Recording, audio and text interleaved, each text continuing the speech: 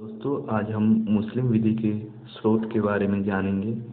तो मुस्लिम विधि के स्रोतों को दो भागों में बांटा गया है, जिसे हम प्रधान स्रोत और द्वितीयक स्रोत के रूप में जानते हैं। प्रधान स्रोत इंग्लिश में प्राइमरी सोर्स और द्वितीय स्रोत सेकेंडरी सोर्स। प्रधान स्रोत में कुरान है, सुन्नत और हदीस है, इजमा है, कयास है। तो द्वितीय स्रोत में उर्फ, न्यायिक विनिश्चय, विधायन, न्याय समय और शुद्ध अंतःकरण है। अब हम इसके बारे में विस्तार पूर्वक जानेंगे अगले स्लाइड में। कुरान कुरान मुस्लिम विधि का सर्वोच्च और विश्वव्यापी प्रमाण है। इसमें अल्लाह के द्वारा अपने पैगंबर को दिया गया दैवीय संदेश निहित है। कुरान 114 अध्याय का एक ग्रंथ है। कुरान में कुल 6666 आयतें हैं, जिनमें से लगभग 200 आयतें विधिक सिद्धांतों से संबंधित है।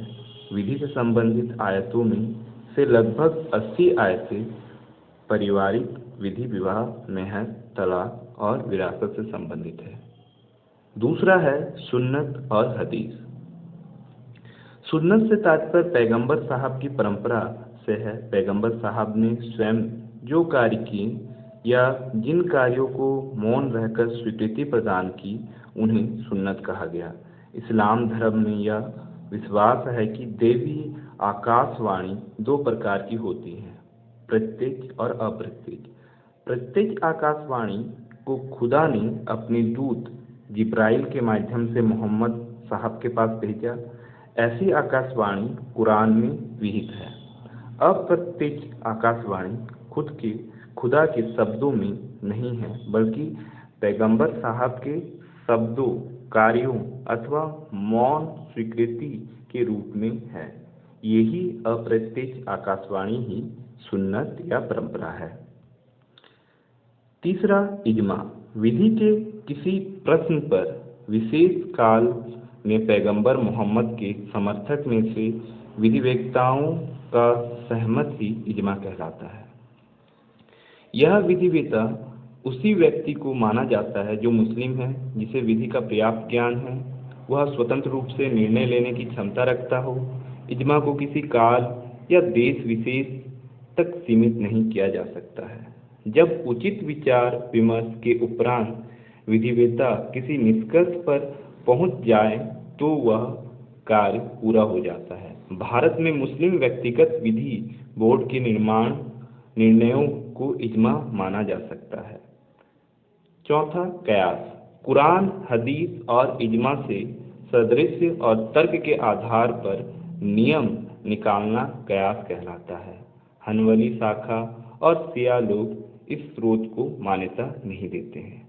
अब हम अगले स्लाइड में सेकेंडरी सोर्स, द्वितीय स्रोत के बारे में जानेंगे। पहला, उर्फ। रूणी को मुस्लिम विधि के स्रोत, उर्फ को हम लोग रूणी भी कहते हैं, तो इसमें मैंने रूणी लिखा है। रूणी को मुस्लिम विधि के स्रोत के रूप में कभी मान्यता नहीं दी गई। यद्यपि अनुपूरक के रूप में उसका कभी कभी उल्लेख पाया जाता है। अरब निवासियों की वे रूणियाँ व आचार जो पैगंबर साहब के जीवन काल में स्वीकृत रूप से निरस्त नहीं किए गए थे, पैगंबर साहब की खामोशी के द्वारा बनी विधि के द्वारा अनुमोदित माने जाते हैं। मुस्लिम व्यक्तिगत विधि शरीयत प्रयोग अधिनियम 1937 की धारा 2 में ऐसी रूढ़ियों एवं आधारों को जिन्होंने मुस्लिम विधि के नियमों को व्यवस्थित कर दिया था, रद्द कर दिया गया है। इस अधिनियम के द्वारा मुस्लिम विधि की अधिकांश रूढ़ियों को रद्द कर दिया गया है। तीसरा, न्यायिक विनिश्चय। ये दूसरा है, न्यायिक विनिश्चय। पूर्वी काउंसिल, उच्चतम न्यायालय और भारत के उच्च न्यायालय के निर्णय भी मुस्लिम विधि के स्रोत माने जाते हैं। न्यायालयों को निर्णय देते समय विधि की व्याख्या कुरान, इज्म और हदीस के अनुसार करनी चाहिए। उक्त स्रोत की व्याख्या करनी किसी नए नियम को प्रतिपादित करने का प्रयास नहीं करना चाहिए। तीसरा, विधायन। भारत में मुस्लिम विधि को साहित्यबद्ध नहीं किया गया है। तथापि कुछ अधिनियम जैसे शरीयत अधिनियम 1937, मुस्लिम विवाह विच्छेद अधिनियम 1939, मुस्लिम महिला विवाह विच्छेद और अधिकारों का संरक्षण अधिनियम 1986 की मुस्लिम विधि को काफी सीमा तक प्रभावित, अनुकूलित और संशोधित किया है। आखिरी चौथा, न्याय सम्य और शुद्ध अंतःकरण। ये तीनों मुस्लिम विधि के स्रोत माने जाते हैं। सुन्नियों के हनीफ शाखा के संस्थापक अबू हनीफ ने तहासन विधिशास्त्र सम्य का सिद्धांत प्रतिपादित किया है। यह सिद्धांत अंग्रेजी विधि के न्याय सम्य और शुद्ध अंतःकरण के समान ही है। उक्त सभी स्रोतों को सुन्नी संप्रदाय द्वारा मान्यता प्रदान की गई है। यह विधि के अनुसार कुरान, हदीस तथा इज्मा की अधिक मान्यता प्राप्त है। शिया लोग कयास को मान्यता नहीं देते हैं। तो आज का वीडियो यहीं समाप्त होगा। अगर आपको ये वीडियो अच्छा लगा है तो आप हमारे इस चैनल को सब्सक्राइब कर लीजिए और ज़्यादा से ज़्यादा इस वीडियो को शेयर कीजिए, ताकि हम आपके लिए दूसरा जो अगला वीडियो है जो कि स्कूल से रिलेटेड है, मुस्लिम विधि से, तो मैं वो वीडियो आप लोगों के लिए लाऊंगा, क्योंकि ये कंटिन्यू चलता रहेगा सीरीज। अगर आपको अच्छा लग रहा है, अगर आपको चाहिए और वीडियो, इस तरह के वीडियोस चाहिए, वीडियो नोट्स चाहिए, तो फिर आप मुझे ज़रूर कमेंट बॉक्स पे कमेंट करें।